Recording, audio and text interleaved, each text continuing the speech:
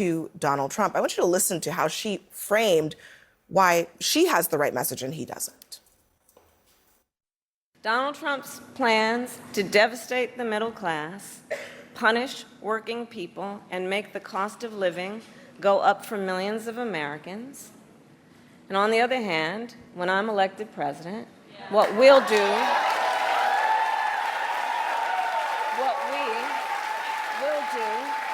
to bring down costs, increase the security and stability financially of your family, and expand opportunity for working and middle-class Americans.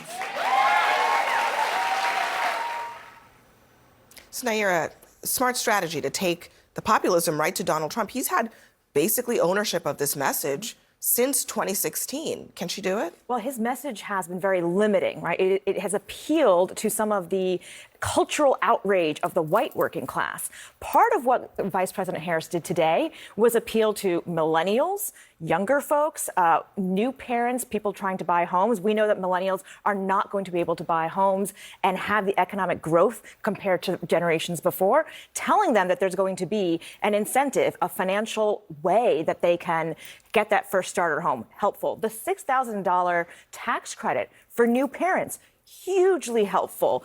There are ways that these issues can be and policies can be implemented. Granted, those were not laid out, but appealing to this rising generation that is feeling the economic pinch is a group that Trump and J.D. Vance have simply not been able to appeal to. But I find it interesting because the last 3.5 years, that has not been the message. That is not the reality that many Americans are feeling right now, right? If you look at the difference between Trump and Kamala, you've got a record with Donald Trump where the economy was good, that people could actually afford homes, they could afford rent, they could afford groceries. As a millennial, I still could not afford a home during the Trump administration. My generation would like to raise a finger to that one. If you're giving $25,000 for a first-time home buyer and they can't afford the mortgage on that $25,000 on that home that they bought for $25,000, you're not solving the problem, you're creating more problems. Well, there's a supply problem, but there's also an incentive in her plan, which is something that housing experts have said is needed for years, is to incentivize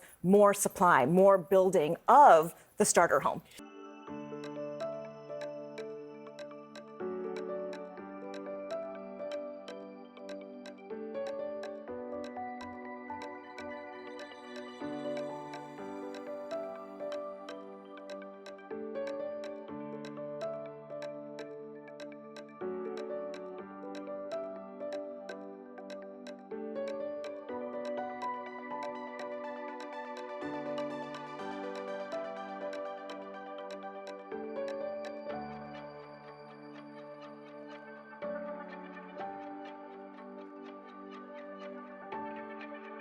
So where's that been in the last 3 years? That's also part of it. Well, the last 3 years also have been that whole stabilize the economy issue, and all the economic indicators are trending the right way. Again, listen, I have to do the grocery shopping at home. I know it feels different than the reality of what we're seeing in indicators. That's the gap that she's filling right now. But Trump's message to go back and say, let's do things the way I did them and just forget about the economy that happened in COVID is completely disingenuous. I will say that the housing part of the plan has some components that a lot of people think are legitimate, necessary. But there were other parts of it, Lynette, that were about price gouging, that were about other things that frankly, economists say don't make any sense economically. The Washington Post editorial board has a piece out tonight. The Times demands serious economic ideas. Harris supplies gimmicks. Is it a risk to put things on the table that are really, frankly, not realistic? I think we need to see more plans from the Harris team for sure. Defining price gouging and what the situations are in which the government would get interested in how companies are controlling prices. I would need to see that myself. Yeah, I mean, because that's critically important to whether or not something like that would even work. Yeah. But let's not forget, why are we taking Trump's bona fides as a populist for granted? Did anyone listen to the Elon Musk call where Trump and Elon were chuckling about busting unions? I mean, Harold Hamm, the oil billionaire, says, I'm for Trump because he's for me. We're taking this for granted as if Trump's real populist, as if the things that he says are actually real. But the things that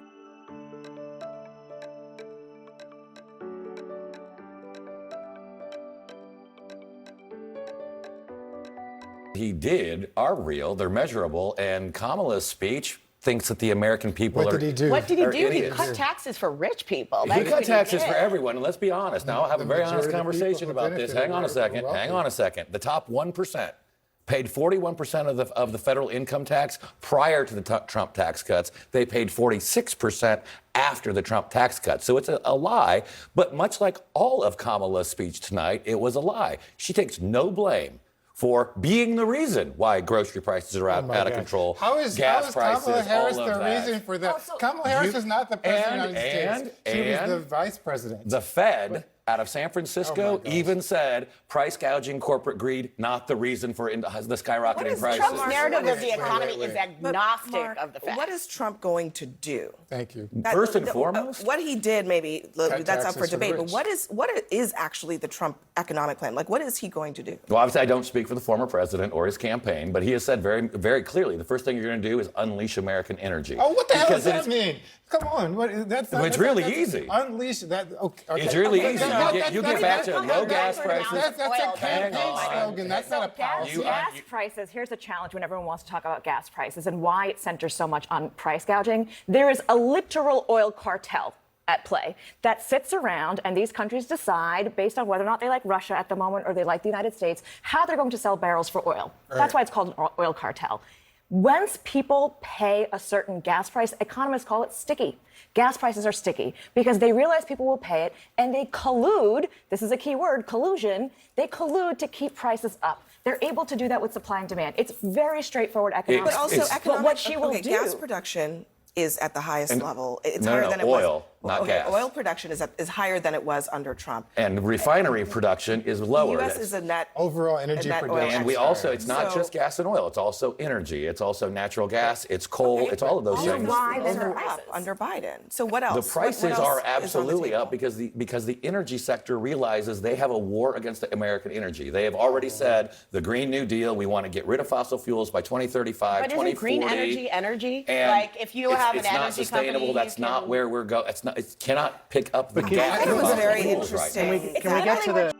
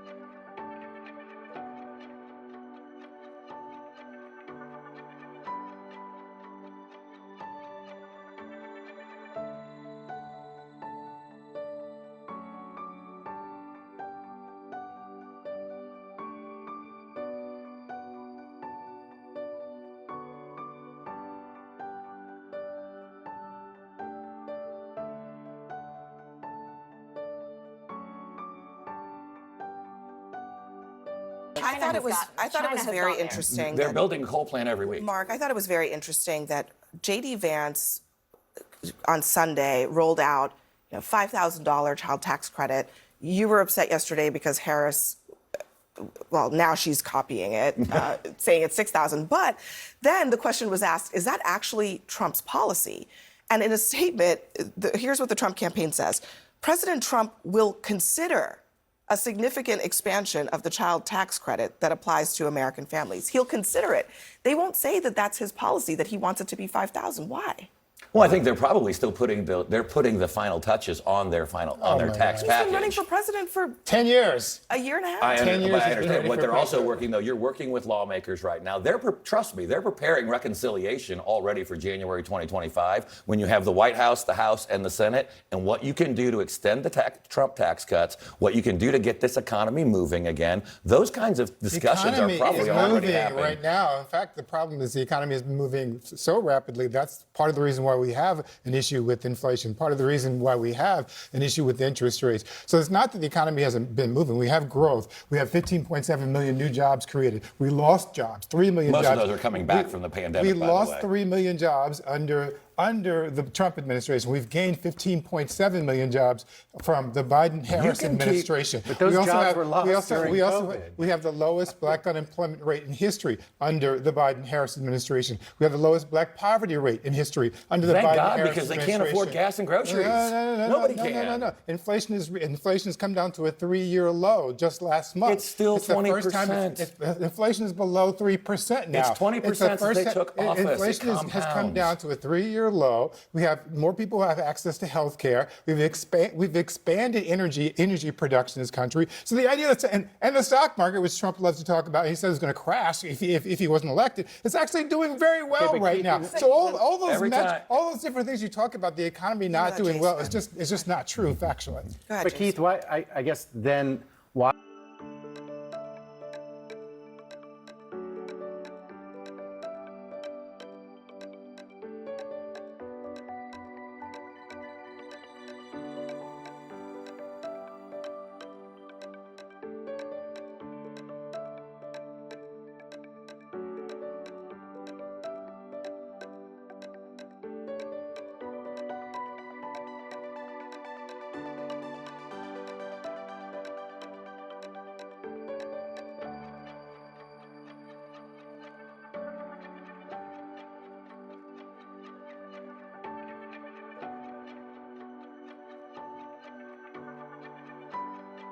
Why is the American public not happy with Joe Biden? If everything that you're saying is true, Joe Biden is then not why running aren't for they happy? president. He's no longer the candidate. Okay, Kamala but you 2.0. can't tie Kamala Harris to Biden when it's convenient. You have to tie her to the entire administration. Let me play what she said today that I thought was interesting, because you often hear the Biden-Harris presidency talking about, okay, prices are high. She got really specific today. Listen. Families talk about their plans for the future, their ambitions, their aspirations for themselves, for their children. And they talk about how they're going to be able to actually achieve them financially. Because look, the bills add up. Food, rent, gas, back to school clothes, prescription medication. After all that, for many families, there's not much left at the end of the month. There was a version of that the Trump campaign basically said, that's our message, where she was, I think, honest in a way that people have been asking for the Democrats to be, Finally. to acknowledge that this Right. is a problem. Will that help? Well, I mean, I think, yes, you're absolutely right. It's finally time that she acknowledged it, or the Democrats acknowledged it, because the last 3 years, particularly the last year, they did ad campaigns from different Americans saying, hey, the economy's great, everything's wonderful, when everybody lives in the economy. Everybody is affected by the prices at every step of the way, whether grocery stores, gas stations, et cetera. So I don't know if that message works, because then what has happened over the last 3 years, and Keith, I understand exactly what you're saying, but the reality is that people aren't feeling what you're saying. And People are still struggling, and they can't seem to understand, what But I don't the think Democrats I don't can't think we're understand. disagreeing, though, because I think the point I was trying to make to Mark is that the reason why people are struggling is because prices have been too high. I don't think it's unusual for Democrats to acknowledge that. But the fact is that inflation is on the right trajectory right now. And the reason why the prices have been so high is because the economy has been so strong. That's the problem. It's paradoxical, but it's true. And one more thing about this policy initiative that she just announced today. I remember I worked in the Clinton administration. Bill Clinton used to say that you may not be able to solve all the problems, but you have to be caught trying. And that's what she was doing today. Her solutions may not be the ones that will solve all the problems for the economy, and they may not even make it through Congress. But at least she's caught trying. Donald Trump was caught giving tax breaks to millionaires and billionaires. He's caught giving tax breaks to corporations and deregulating. That's the exact opposite of what she's doing here. You may disagree. You may disagree with what Keith said, but I think that there is something astute politically about what he just said. You do have to be caught trying.